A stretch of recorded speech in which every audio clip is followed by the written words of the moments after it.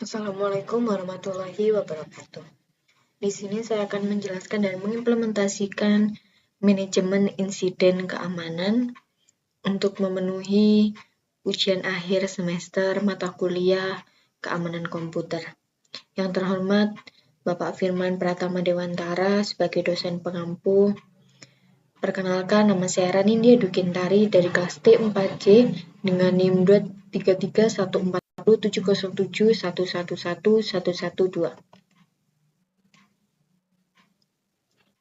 Manajemen insiden keamanan adalah proses untuk mendeteksi, merespon, dan memulihkan sistem informasi dari insiden keamanan seperti peretasan, kebocoran data, malware, dan lain sebagainya.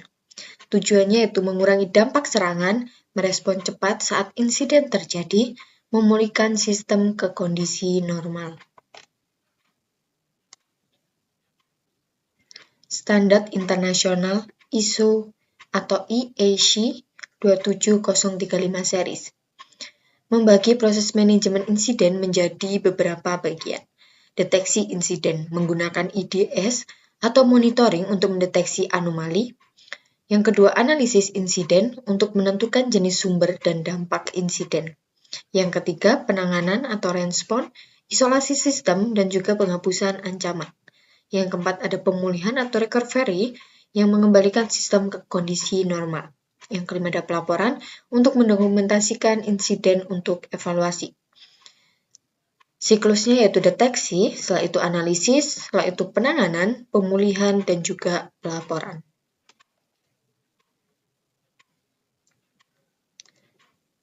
NIST SP 861 Computer Security Incident Handling Guide.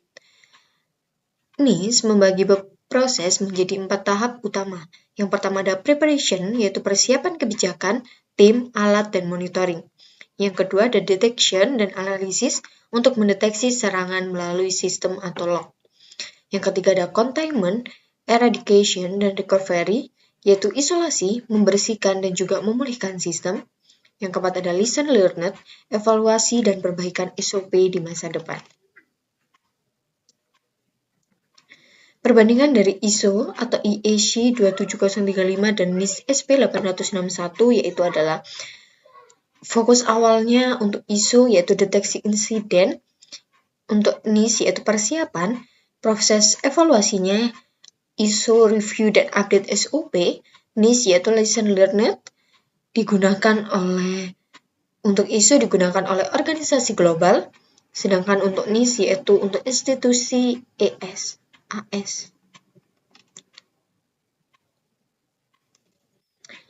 Studi kasus yang saya ambil yaitu dari Tokopedia Mei 2020, faktanya data 91 juta akun Tokopedia bocor. Kita menggunakan teknik API scraping, peretas mengambil data terbuka dari API. Data terenkripsi password, tapi data pribadi, nama, alamat, no HP dalam bentuk plain text. Analisis permasalahannya yaitu kurangnya proteksi pada API, tidak ada rate limiting autentikasi API, atau enskripsi end-to-end pada semua data. Dampaknya, penyerang dapat melakukan scraping besar-besaran tanpa terdeteksi. Implementasinya, pada bagian ini dilakukan simulasi API tanpa proteksi menggunakan framework Flash yang dijalankan di lingkungan localhost. Endpoint user dibuat untuk menampilkan data pengguna dalam format JSON tanpa adanya mekanisme autentikasi maupun pembatasan akses. Hal ini menggambarkan kondisi API yang rawan terhadap eksploitasi. Untuk membuktikan celah keamanan ini dilakukan simulasi serangan scraping menggunakan script Python dengan library request yang secara berulang-ulang mengakses endpoint user dan menampilkan data yang sama setiap kali diakses. Karena tidak ada proteksi seperti rate limiting atau autentikasi, data dapat diambil sebanyak mungkin tanpa terdeteksi. Simulasi ini menunjukkan bahwa API yang tidak diamankan dengan benar dapat dengan mudah dimanfaatkan oleh pihak yang tidak bertanggung jawab untuk mencuri data secara masif, seperti yang terjadi pada kasus kebocoran data Tokopedia tahun 2020.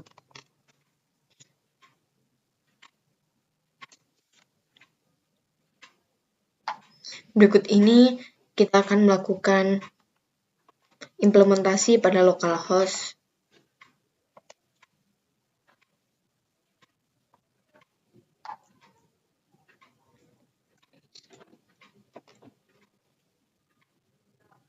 kita akses dengan Python API server. Kita coba akses di sini.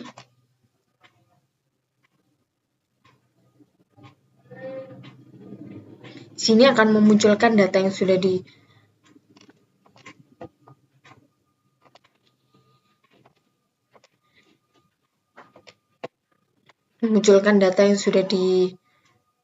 kita default, yaitu ada ID1 Audi dengan phone.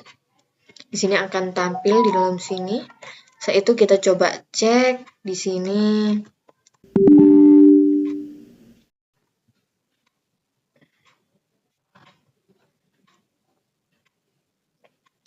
Di sini karena tidak ada batasan, jadi dia akan merequest terus-terusan selama 5 kali.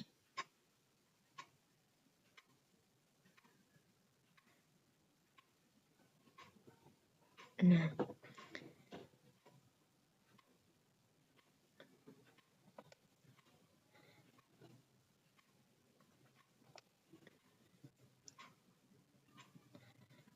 SOP penanganan insiden atau EAC 27035, yaitu kita ada tahap pertama preparation, yaitu bentuk tim tanggap insiden ERT. Yang kedua ada audit keamanan API, autentikasi data sensitif.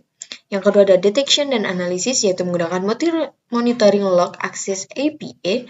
Yang kedua ada deteksi aktivitas scripting abnormal. Yang ketiga ada containment, yaitu menonaktifkan sementara endpoint API dan juga mengisolasi server. Yang keempat ada eradication, yaitu tambahkan autentikasi API seperti API key atau GWT. Aktifkan rate limiting, enkripsi semua data pribadi. Yang kelima ada recovery, yaitu uji endpoint yang telah diperbaiki, aktifkan kembali dengan sistem pelindung. Yang keenam ada lesson learned, evaluasi dan update SOP, dan juga edukasi developer tentang keamanan API. Di sini kita juga ada mitigasi serangan API scraping, yaitu ada beberapa langkah-langkah pencegahan. Yang pertama, gunakan API key out, OAuth atau GWT, terapkan rate limiting, enkripsi semua data pribadi, gunakan CAPTCHA untuk batasi bot, audit atau logging, akses API secara rutin, jaga scraping dengan header checking atau IP blocking.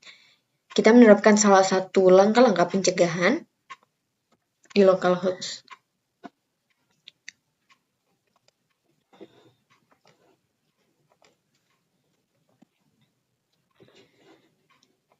Di sini kita ada memberikan API key, yaitu ini adalah API key-nya, dan dia akan ada per 1 menit itu ada 5 dibatasi, dan jika kita tidak memasukkan API key akan muncul API key tidak valid, dan juga akan menampilkan data phone yang disensor untuk menjaga keamanan.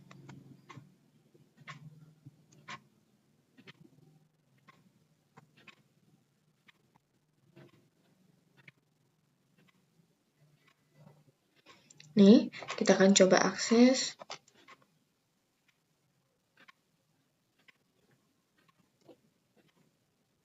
Nah, di sini akan muncul API key tidak valid. Setelah itu kita coba memasukkan API key-nya. Nah, di sini berhasil dengan status 200, akan muncul datanya dengan data sensornya. Setelah itu kita coba cek di sini untuk cek request.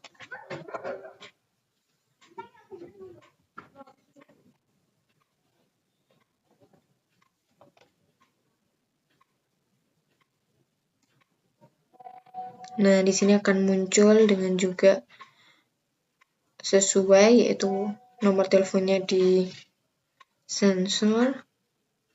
Di sini ada status 200.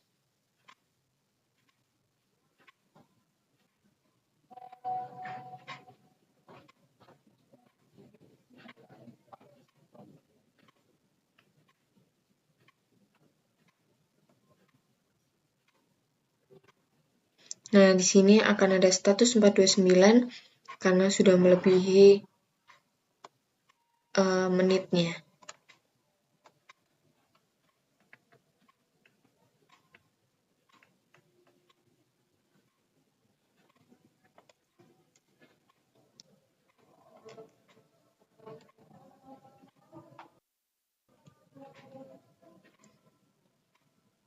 Kesimpulan yang bisa kita ambil yaitu kasus kebocoran data Tokopedia pada Mei 2020 menjadi pengingat bahwa penting bahwa API yang tidak dilindungi dengan baik dapat menjadi celah serius dalam keamanan sistem. Informasi pribadi seperti nama, alamat, dan nomor telepon harus selalu dilindungi dengan enkripsi yang memadai serta dilengkapi mekanisme pembatasan akses seperti autentikasi dan rate limiting. Insiden semacam ini dapat dicegah jika organisasi memiliki prosedur standar penanganan insiden yang jelas seperti yang diatur dalam ISO atau IEC 27035. Manajemen insiden keamanan tidak hanya berfokus pada penanganan saat terjadi insiden saja, tetapi juga pada kesiapan, deteksi dini, mitigasi dampak, serta pembelajaran untuk mencegah insiden serupa di masa depan. Dengan pendekatan yang proaktif dan juga terstruktur, keamanan informasi dapat lebih terjamin dan kepercayaan pengguna dapat tetap terjaga. Terima kasih, mohon maaf jika ada kekurangan. Wassalamualaikum warahmatullahi wabarakatuh.